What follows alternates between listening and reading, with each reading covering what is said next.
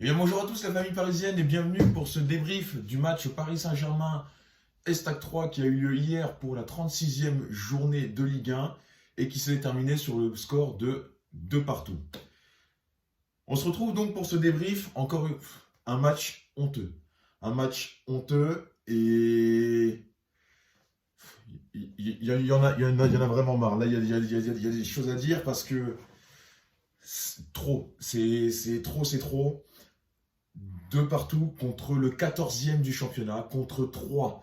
Je voyais dans mon avant-match un 4-0. Je disais que ce n'était pas même une giclée contre 3 qui allait nous faire redonner le sourire, mais pour faire un semblant de bonne finition de cette fin de saison, faire carton plein. Faire un carton plein et procurer un petit peu de satisfaction dans cette saison minable. Dans cette saison minable à chier, nul.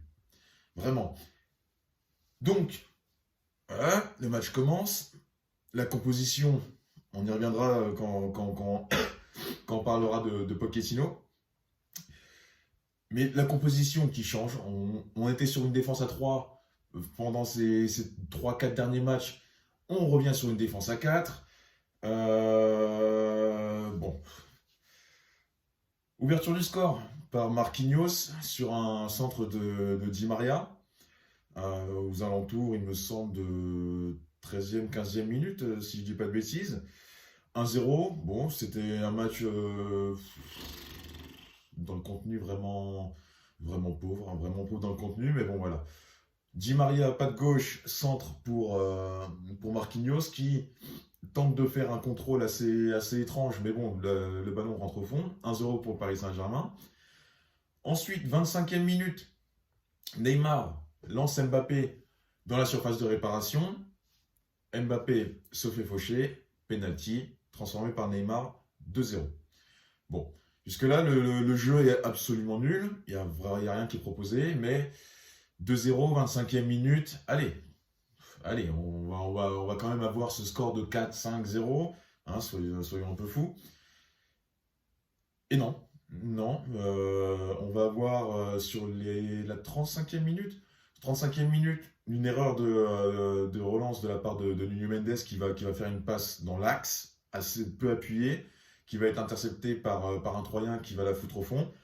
Donc, j'incriminerai pas Mendes parce que pour moi, par rapport à ce mercato estival, c'est la meilleure recrue. Et de loin, et de loin, et de loin, c'est la meilleure recrue qu'on ait pu avoir pendant ce mercato estival.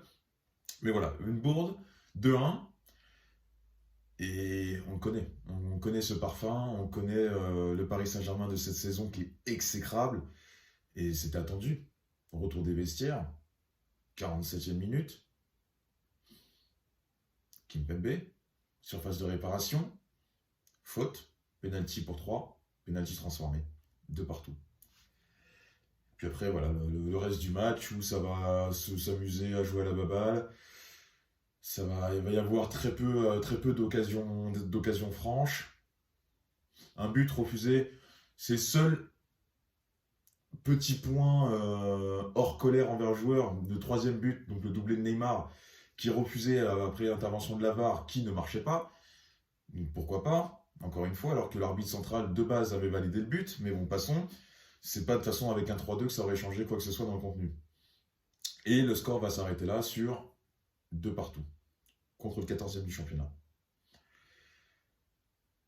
Des joueurs en vacances.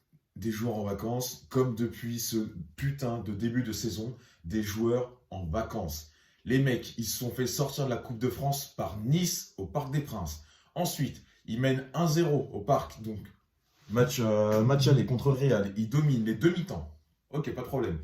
Au Bernabeu, ils dominent une mi-temps et demi. On s'écroule en l'espace d'un quart d'heure. Giclé de la Ligue des Champions.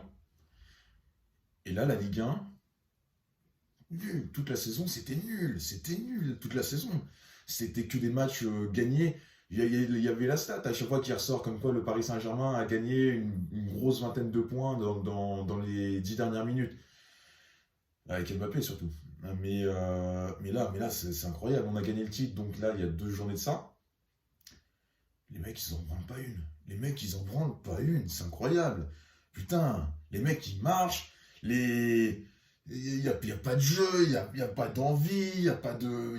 Il y a rien. Il n'y a rien. Il n'y a pas de motivation. Il n'y a pas de volonté de faire mal à l'adversaire. Il n'y a rien du tout. Rien du tout. Et là, on va revenir un peu à la composition de Pochettino. Tu nous fous une putain de défense à 3 pendant les 3-4 derniers matchs. C'est pas fameux, mais c'est mieux qu'avec cette défense à 4, notamment avec Ramos, qui fait des relances longues, qui est précis, qui a un leadership. Tu repasses à une putain de défense à 4. À une putain de défense à 4, en mettant plus de cette défense à 4, je le répète, les 4 de devant. Di Maria, Mbappé, Neymar, Messi. Ça ne fonctionne pas. Ça ne fonctionne pas. On l'a bien vu. Les mecs, ils combinent qu'entre eux. Nombre de fois où il y en a, ils peuvent tirer en première intention. Et vas-y, j'essaie de chercher l'autre, j'essaie de faire croquer le copain. Mais on s'en fout, putain, mais jouer en fait. Jouer tout simplement. Ça rend ouf. Ça rend ouf. Et en parlant de composition, Pochettino, depuis le début de saison, pour les jeunes, il y aura du temps de jeu. Bon, il y a eu 2-3 matchs Coupe de France contre Feigny, Aulnois et Vannes, je crois bien. Ok. Il y a eu des petites entrées en jeu par-ci par-là, 2-3 minutes. Puis après, on arrive donc à l'échéance du Real Madrid. Il ne les fait pas jouer parce qu'il faut préparer le Real, parce qu'il faut mettre dans de bonnes conditions les joueurs qui vont affronter cette équipe du Real Madrid. Soit. Tu te fais gicler par le Real. Tu te dis, il reste que le championnat. Tu vas faire jouer les jeunes. C'est ce qu'il dit. Mais on n'est pas encore champion de France. Du coup, pour assurer le titre de champion de France, il ne fait toujours pas jouer les jeunes. Soit. Ok. On devient champion de France contre Lens, donc il y a de ça 2 journées. Donc il restait potentiellement pour les jeunes 4-5 matchs. Peut-être pas forcément être titulaire pour ces 5 matchs, mais au moins avoir pour chacun d'entre eux une grosse demi-heure, au moins rentrer en jeu. Rien du tout. Et là, hier, on affronte le 14e du championnat, on affronte 3.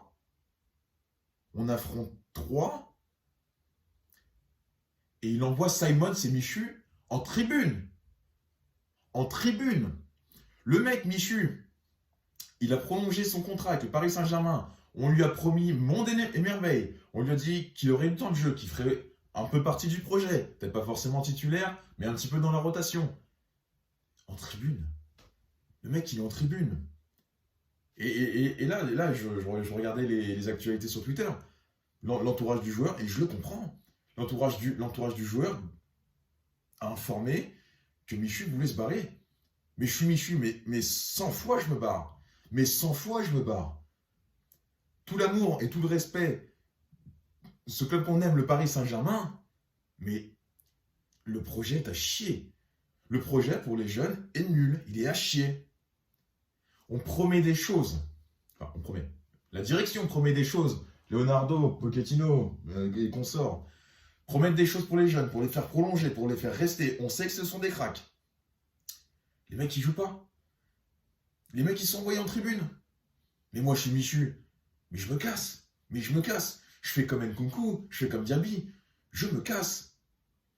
T'auras pas de temps de jeu, de toute façon, au Paris Saint-Germain. T'auras pas de temps de jeu. Parce que t'as l'autre Pochettino, là. Gros respect pour ce qu'il a fait au Paris Saint-Germain début des années 2000. Gros respect pour le capitaine qu'il a été, mais aucun respect pour l'entraîneur qu'il est.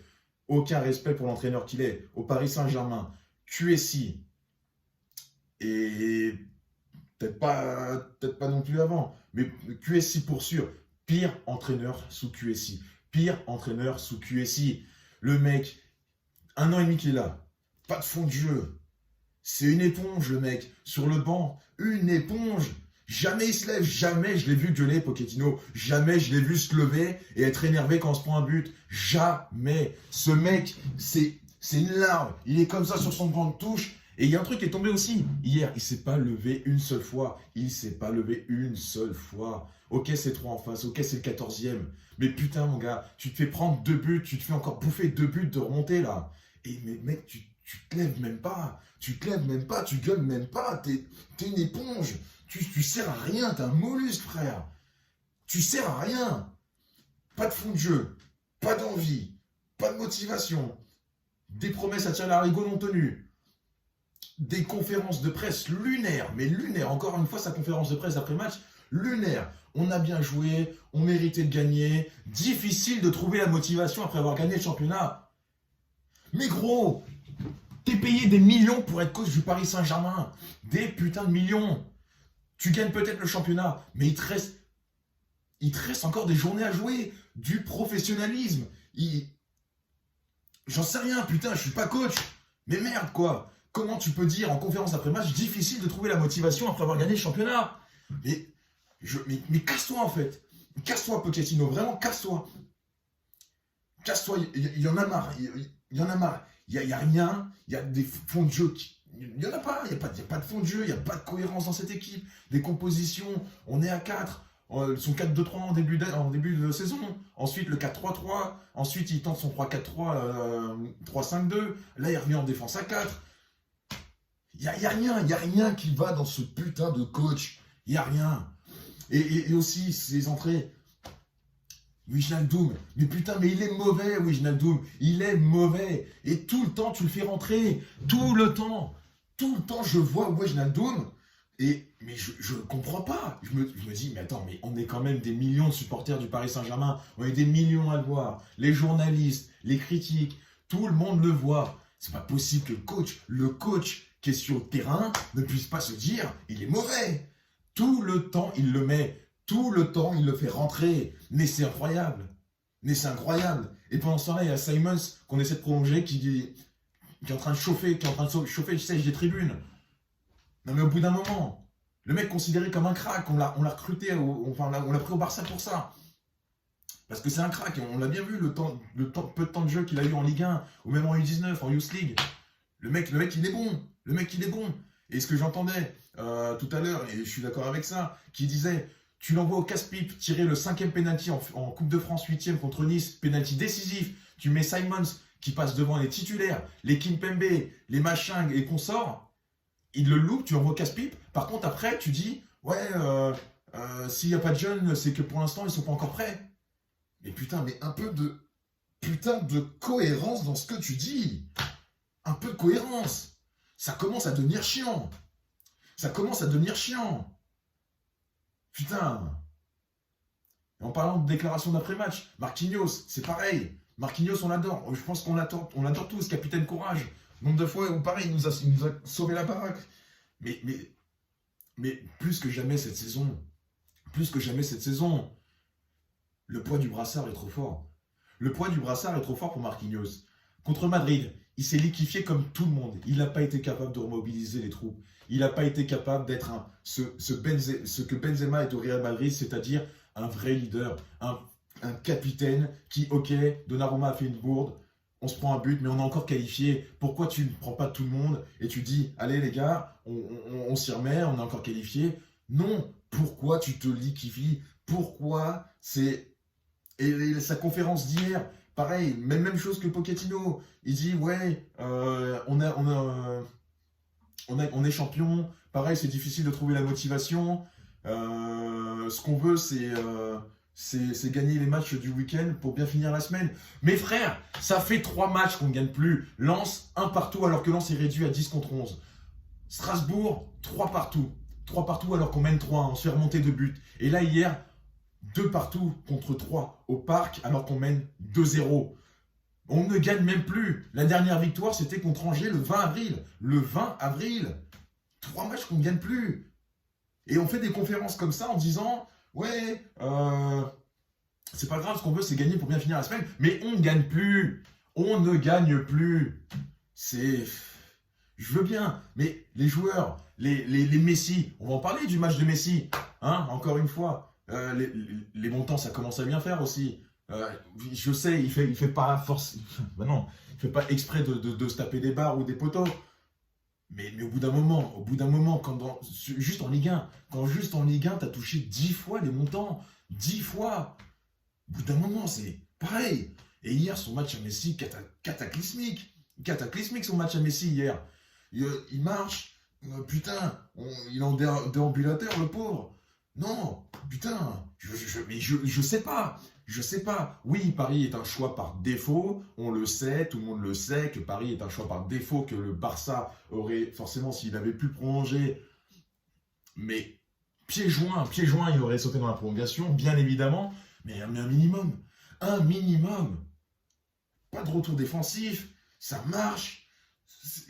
Les contrôles hier, mauvais. Les transmissions, mauvaises. Rien. C'est pareil, Neymar. Il fait pas un match dégueulasse. Mais quand je vois directement après, il est là dans l'avion, dans son jet. Là, il est à Barcelone, il prend des jours de congé. Mais putain, les gars, vous êtes tout le temps en congé. Vous ne branlez rien sur le terrain. Vous êtes H24 en congé. Comment tu... Je comprends pas. Et ils ont 2 jours en plus. Hein. Les mecs, ils jouent 1 fois par semaine, ils ont 2 jours de repos. Ils en branlent pas une sur les terrains. Donc pour moi, ça fait déjà 1 mois qu'ils sont aux fraises, les mecs. Il y en a marre. Et après, ils font des conférences de presse. Après le Classico, ouais, ils peuvent continuer à siffler. Je vais rester ici, ils auront besoin encore plus d'air. Marquinhos qui fait, ouais, je comprends pas, c'est bon, Madrid, c'est passé, etc. Mais je sais pas. On achète leur putain de maillot 90 balles. Il y en a encore partout. Les mecs, on est là, on dépense de l'argent pour ce putain de club.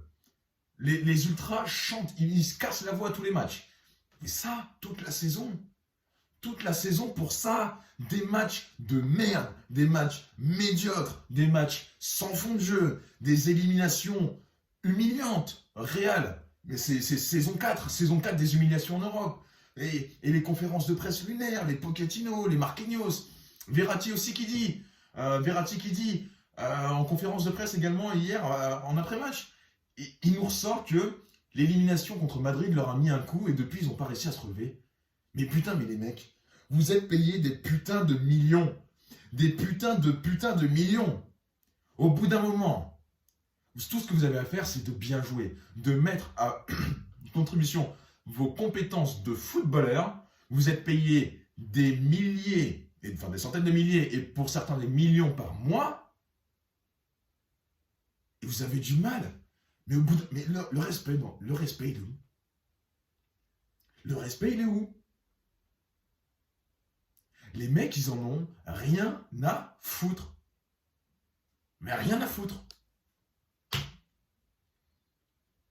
Et pour venir au match, le fameux deuxième but de 3, le penalty, Kimpembe, lui c'est pareil.